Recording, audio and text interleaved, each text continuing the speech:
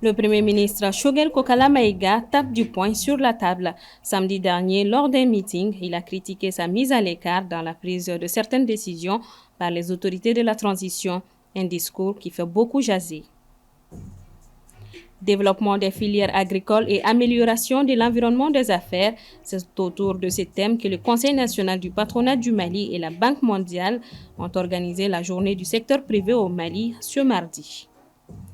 Nous vous l'annoncions dans nos précédentes éditions avec un invité plateau d'ailleurs. Le symposium sur le secteur minier a ouvert ses travaux ce mardi. L'événement réunit les acteurs miniers d'ici et d'ailleurs. Mesdames et messieurs, bonsoir. Samedi dernier, devant une foule de partisans, Shogel Maïga a émis des critiques sans retenue envers la transition. Le Premier ministre a abordé plusieurs sujets sur lesquels il n'est pas consulté. Il a aussi touché la fin de la transition, initialement prévue pour 24 mois. Paul Yapinguesson revient sur les grandes lignes de ce discours. La critique récente de Shogel Maïga, Premier ministre de la Transition, suscite de vives réactions. Pour les partisans et soutiens des militaires, Maïga a franchi une ligne rouge. Selon eux, le Premier ministre n'a plus sa place à la tête du gouvernement après ses attaques publiques contre la gestion de la transition. Parmi les voix critiques, l'Alliance pour la refondation du Mali, AREMA, mouvement politique allié du chef de la transition. Selon AREMA, Shogel Maïga n'incarne plus les valeurs et la vision de la transition et devrait être écarté pour permettre un retour à l'unité au sein du gouvernement. AREMA n'est pas le seul mouvement à partager cet avis. Le collectif pour la défense des militaires, CDM, a également exprimé ce mécontentement après la sortie du Premier ministre Shogel Maïga. Pour le collectif, le Premier ministre s'inscrit désormais dans une logique de délaction des autorités de la transition, raison pour laquelle il exige sa démission. La force civile, quant à elle, n'a pas marché ses mots en réprimant Shogel Maïga. Elle condamne sans réserve les propositions du chef du gouvernement et demande aux autorités de prendre des mesures diligentes pour mettre fin à ce désordre institutionnel qui n'a que trop duré. Dans ces conditions, pourquoi ne démissionne-t-il pas? L'analyste politique Pierre Claver Bakorba Traoré dira que le discours de Shogel Maïga renvoie beaucoup de messages qui présagent la mésentente et le mécontentement entre les autorités de la transition. Que quand on amène de tels problèmes sur la place publique, cela veut dire carrément qu'on n'est pas en train de parler le même langage. Il faut résoudre. Si le Premier ministre est appelé à partir, peut-être qu'il faut que la situation soit claire. Je sais qu'au Mali, nous sommes habitués à faire de la complaisance. Nous acceptons parfois les contraires, ou nous faisons marier parfois des choses contraires, mais à un certain moment, il faut qu'on arrête. Le pays n'a plus besoin de ce genre de complaisance. Il faut qu'on soit franc, qu'on soit honnête dans nos rapports et que la vérité prime. On ne peut pas continuer à jongler ou à jouer avec la gouvernance.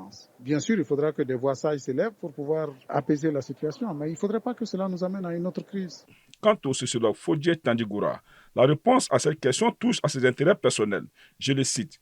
Il croit en la capacité des militaires à pouvoir propulser un changement réel, ou peut-être une stratégie de préservation de ses intérêts purement personnels, puisqu'il est probablement en fin de carrière politique. Fin de citation. Lors de son discours, Shogel Maïga a reproché à la transition une gestion opaque et a exprimé son désaccord sur deux questions majeures, le report des élections et le prolongement de la période de transition.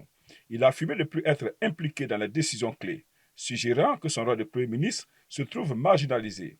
Pour de nombreux observateurs, ces critiques révèlent les tensions latentes au sein du pouvoir, alors que le pays est encore en attente d'une sortie de crise politique. En bref, ce lundi 18 novembre, les agents de l'antenne de ciblage de la direction du renseignement et des enquêtes douanières ont intercepté un voyageur malien en possession de 1 270 000 € dissimulés dans 2 paquets soigneusement emballés à l'aéroport international président Modibo Keïta.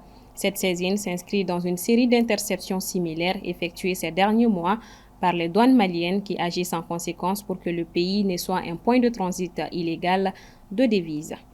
Sur un tout autre plan, la Banque mondiale, en partenariat avec le CNPM, a organisé la 2e édition de la journée du secteur privé au Mali ce mardi 19 novembre sous le thème « Développement des filières agricoles et amélioration de l'environnement des affaires ». Djeneba Samaki. Le Mali, avec une population de 22 millions d'habitants, majoritairement jeunes, et un potentiel de 46 millions d'hectares, dont seulement 23% aménagés, l'agriculture parvient aujourd'hui à nourrir une population d'environ 15 millions d'habitants qui pourrait atteindre 24 millions en 2025. Une projection qui laisse entrevoir de graves problèmes de nutrition et d'insécurité alimentaire si la situation ne s'améliore pas. Le secteur privé joue un rôle moteur dans la promotion et le renforcement des chaînes de valeur agricoles, notamment à travers plusieurs aspects qui vont de l'investissement productif au financement, au développement des marchés, à la recherche et à l'innovation, à la formation.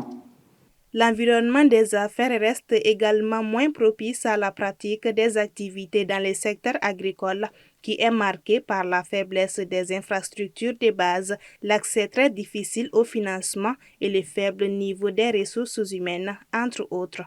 Nous avons élaboré la stratégie nationale de l'entrepreneuriat qui a un volet promotion de l'écosystème entrepreneurial qui va justement se concentrer sur tous ces aspects, amélioration du climat des affaires, mais aussi accès au financement.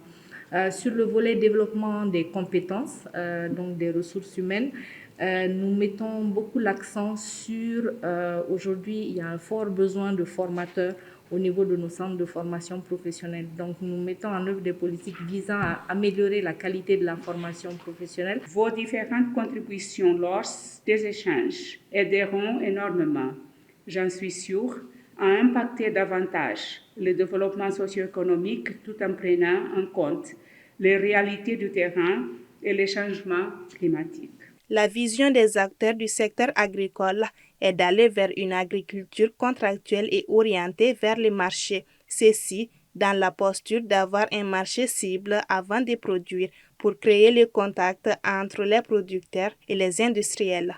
Nous pensons que toutes les réflexions qui vont sortir des échanges d'aujourd'hui vont nous permettre vraiment d'aller dans ce sens, de renforcer le lien entre le secteur privé et le secteur public en termes d'accès au crédit, en termes d'accès aux industriels, à la matière première, etc. Nous avons fait ressortir que le contexte économique n'est pas favorable, ça ne favorise pas l'agriculture et l'agro-industrie, mais on a un potentiel. On a beaucoup de produits agricoles, on a des terres, on a du soleil, mais ce n'est pas suffisant. Il faut aller au-delà. Pour aller au-delà, il faut que chacun joue son rôle. On a fait des propositions. Qu'est-ce que le gouvernement doit faire? Qu'est-ce que les PTR doivent faire? Qu'est-ce que les secteurs privés et les entrepreneurs doivent faire? C'est l'ensemble des actions de chaque acteur qui peuvent nous permettre d'avoir de bons résultats. Les discussions devront permettre de proposer des leviers et des mécanismes pour le développement des filières agricoles et le renforcement des interprofessions et les fêtières. Après les récentes inondations dévastatrices qui ont frappé la localité de Dogoley dans la commune de Kanibonzo, l'espoir renaît grâce à un acte de solidarité exceptionnel. 306 ménages durement touchés par les eaux ont reçu des kits de première nécessité. Paul Yapinguesson. Dans le contexte des récentes inondations ayant durement frappé la localité de Dogoley, située dans la commune rurale de Kanibonzo, dans le cercle de Bankas, une initiative importante a été mise en place pour venir en aide aux populations sinistrées. L'association Ama Igré, engagée dans l'amélioration des conditions de vie des communautés locales, a lancé une action de distribution de kits en soutien aux 306 ménages victimes des inondations. Aujourd'hui, nous réjouissons au nom du conseil communal et au mieux propre pour cette action humanitaire de très haute sensibilité. C'est suite à l'inondation du 16 et 17 août dernier que nous avons lancé un cri de cœur à tous nos partenaires. En 2024, le cercle de Bankas a été suffisamment touché par le phénomène d'inondation, notamment les communes de Kanibonzo, les communes de Bankas, les communes de Dimbalhabé et la commune de Ségué. Donc au total, 4 communes ont été touchées sur un total de 12.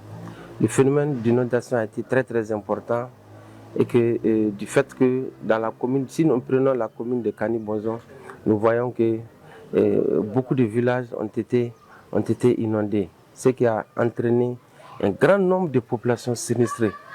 Ces kits comprenaient des articles de première nécessité tels que des couvertures, des ustensiles de cuisine, des vêtements, des moustiquaires, des bâches et bien d'autres articles permettant aux ménages de reprendre, même temporairement, leurs activités quotidiennes dans des conditions plus sûres.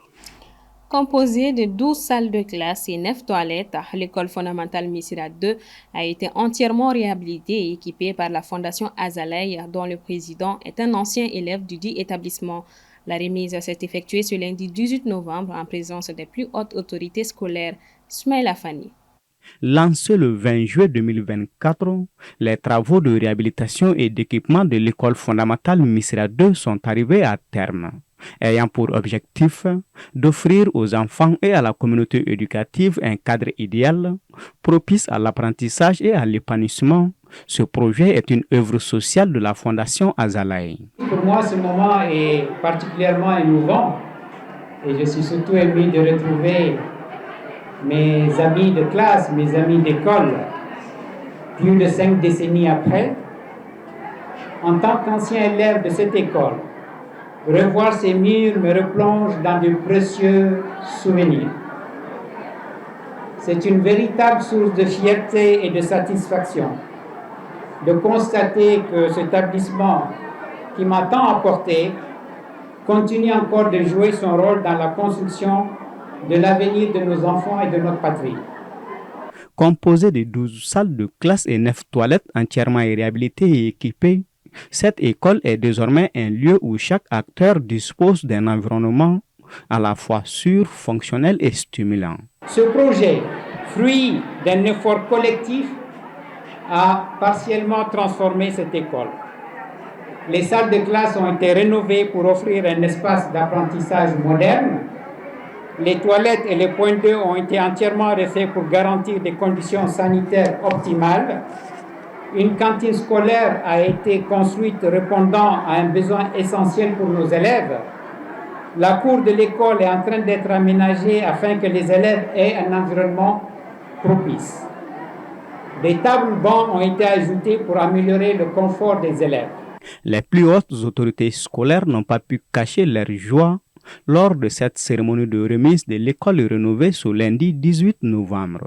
L'école fondamentale de Missira 2 sera un lieu où commencent à se mettre en place non seulement des compétences, mais aussi des valeurs fondamentales de respect, de solidarité, d'ouverture d'esprit, c'est-à-dire des valeurs qui fondent notre société. J'adresse mes remerciements appuyés à la Fondation Azalaï pour ces travaux de réhabilitation menés à terme à l'école fondamentale de Missira 2. Pour rappel, cette école de Missira qui a vu grandir tant de générations est également l'une des écoles reconnues officiellement par l'UNESCO.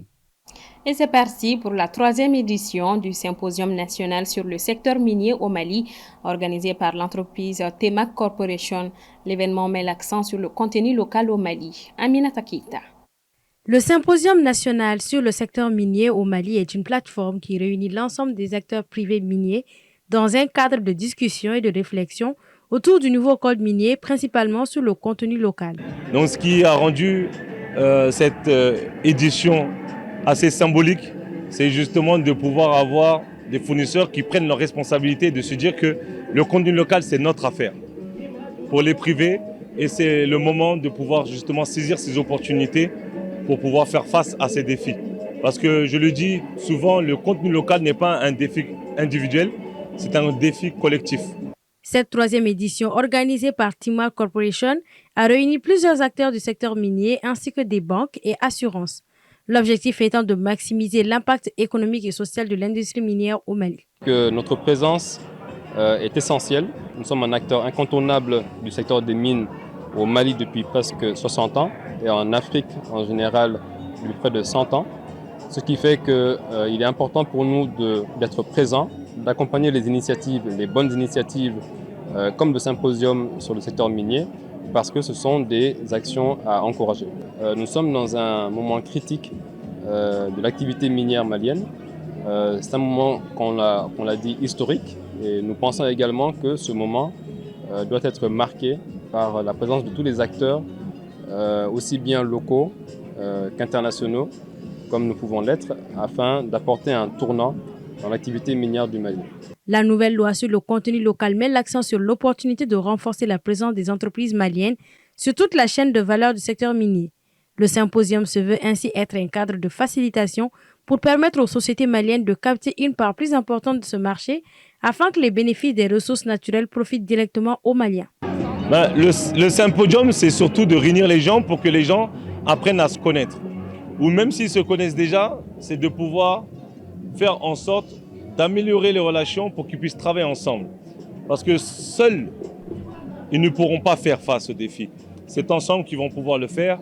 Et je pense que c'est important de pouvoir permettre aux acteurs de se rassembler, d'échanger, de voir dans quelle mesure ils peuvent travailler ensemble pour faire face à ces défis. En somme, selon les organisateurs, le symposium permettra de fédérer les efforts des acteurs privés et encourager la collaboration autour des défis communs. Point final à ce 1945. Merci de votre constante fidélité. Le programme continue sur la télévision qui vous allume. Bonsoir à tous.